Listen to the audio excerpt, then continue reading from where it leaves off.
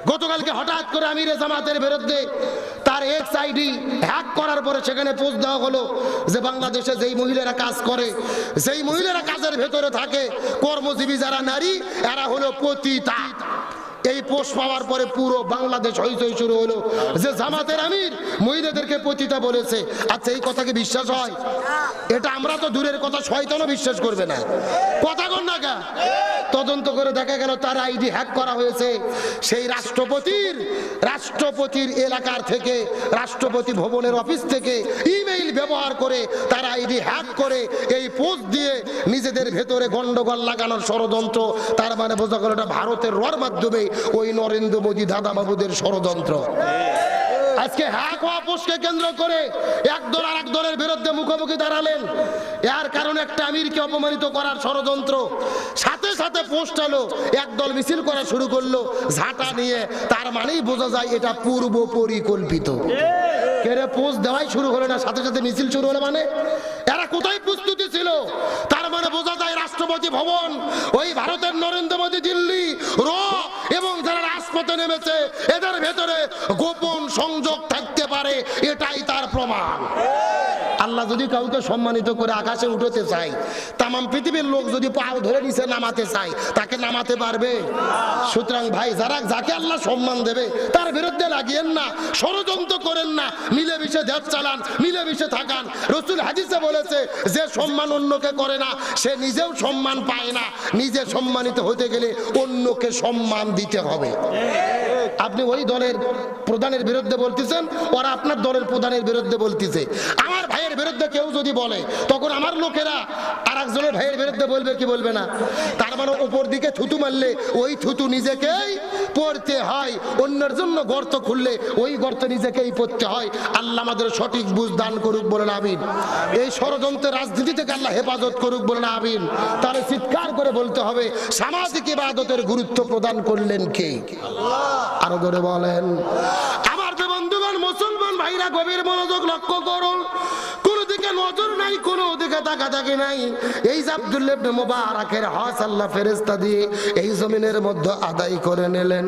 কয়েকদিন পরে লক্ষ্য করে দেখা গেল এই আব্দুল্লাহ ইবনে মুবারাক এই দুনিয়ার মধ্যে থেকে বিদায় নিয়ে চলে গেল। তার লাশটা যখন কবরের মধ্যে দাফন করে দেওয়া হলো, গভীর রজনীতে লক্ষ্য করে দেখা যায় আব্দুল্লাহ ইবনে মুবারাকের একটা বন্ধু ছিল। ওই বন্ধুটা স্বপ্নের মধ্যে লক্ষ্য করে দেখে, ওই গভীর রজনীতে স্বপ্নের মধ্যে লক্ষ্য করে দেখে আব্দুল্লাহ ইবনে মুবারাক ওই জান্নাতের ফুলের বাগানে ঘুরে বেড়াইতেছে।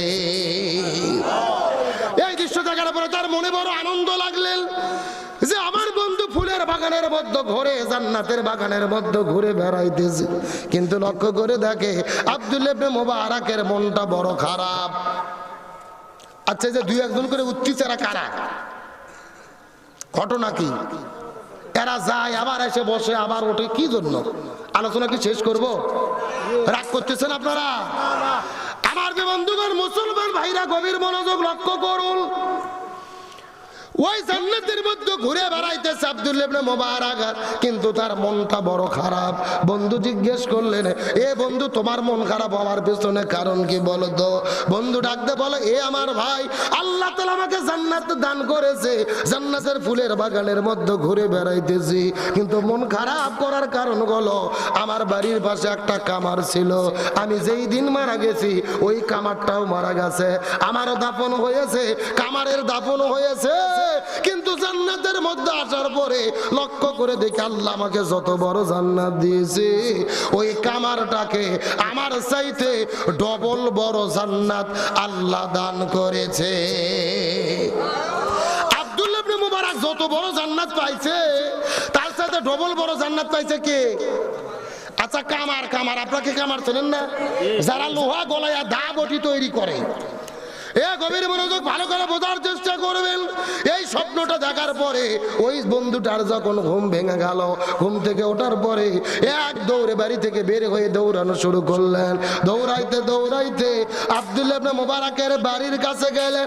ওই জায়গায় গিয়ে তদন্ত করা শুরু করলেন, কামারের বাড়িটা কোথায়। কামারের বাড়ির মধ্যে যাওয়ার পরে লক্ষ্য করে দেখে ওই কামারের বাড়ির মধ্যে কামারের স্ত্রী রয়েছে।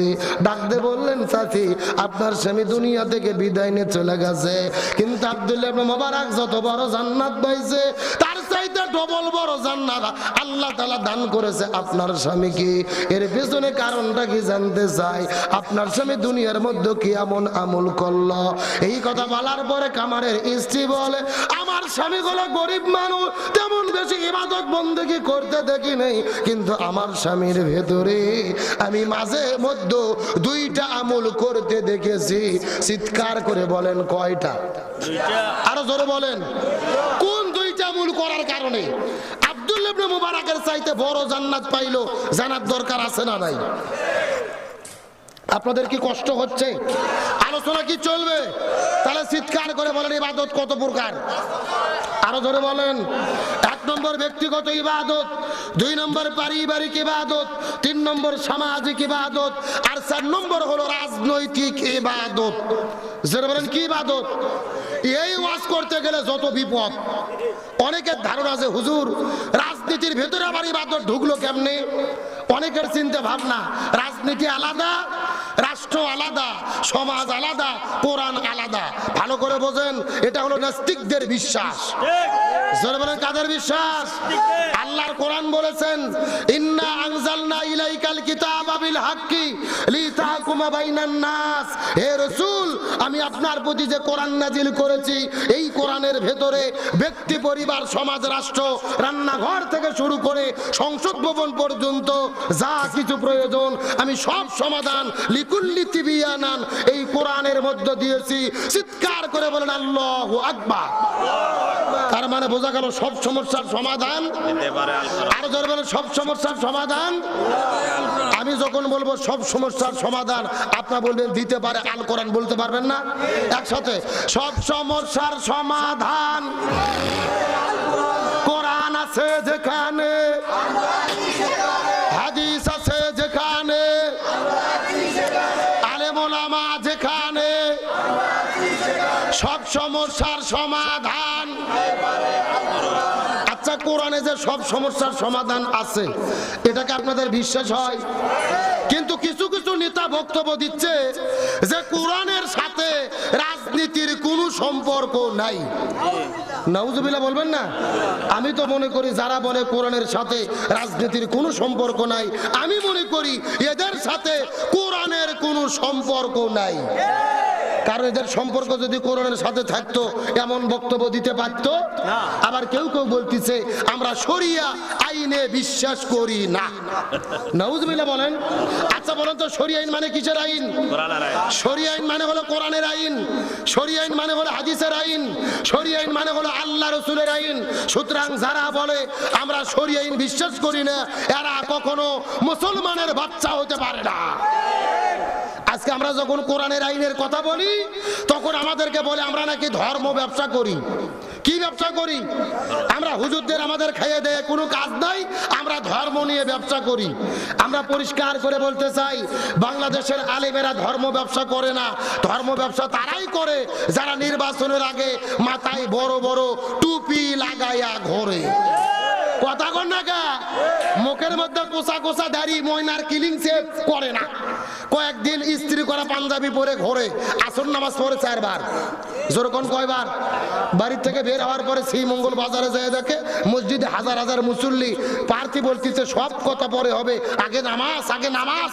আসর নামাজ পড়ছে, পড়ার পরে কর্মীদেরকে নিয়ে রসুলপুর বাজারে এসেছে, আছে দেখতেছে মসজিদে অনেক মুসল্লি, তখন প্রার্থী বলতেছে ভোটের কথা পরে হবে, আগে নামাজ, আগে নামাজ। আবার নামাজ পড়ছে, তখন কর্মী বলতেছে নেতা আসর নামাজ যে 3 বার হলো, তখন নেতা বলতেছে সমস্যা নাই, ভোটের আগে 6 বারও পড়া যায়। এ কথা কন না কা? নির্বাচনের আগে যারা মাথায় টুপি দেয়, পাঞ্জাবি পরে ঘোরে, তসবি নিয়ে ঘোরে, আবার ভোট পার হয়ে গেলে টুপিও ছাড়ে, পাঞ্জাবিও ছাড়ে, এরাই হলো সবচাইতে বড় ধর্ম ব্যবসায়ী।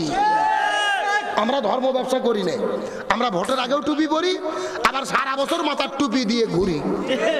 আবার নেতা কয়েকদিন হলে বক্তব্য দিচ্ছে, নির্বাচনের দিনে রাতে 3টায় ঘুম থেকে উঠবেন, তাহাজ্জুদের নামাজ পড়ে কেন্দ্রে যাবেন, একেবারে ফলাফল বুঝে নিয়ে তারপরে বাড়িতে আসবেন। সারা বছর নামাজের গল্প নাই, নেতা বলতেছে ভোটের দিনে তাহাজ্জুদের নামাজ পড়বেন, এটাই হলো ধর্ম ব্যবসা। এ কথা কন না কা? আপনি তো নেতা, আপনি নামাজের দাওয়াত যদি দেন, সারা বছর কর্মীদেরকে নামাজ পড়ার দাওয়াত দিতে হবে। আপনি শুধু ভোটের দিনে নামাজ পড়তে বলতেছেন, মানে তাও ফজর নামাজ না, জোহর আসর না, বলতেছে তাহাজ্জুদের নামাজ পড়তে হবে। কারণ কি? রাসূল হাদিসে বলেছে তাহাজ্জুদের নামাজ পড়ে দোয়া করলে আল্লাহ দোয়া কবুল করে, অতএব তাহাজ্জুদের নামাজ পড়ো। আমাদের এলাকায় কিছু কিছু ছাত্র আছে, দেখবেন মেধা কম, গবেট ছাত্র, পড়াশোনা ভালো পারে না, এরা পরীক্ষা আসলে, পরীক্ষা শুরু হলে নামাজ শুরু করে। এরকম ছাত্র নাই? ওদের ধান্দা একটু নামাজ কালাম পড়ি, পরীক্ষার রেজাল্ট যেন ভালো হয়।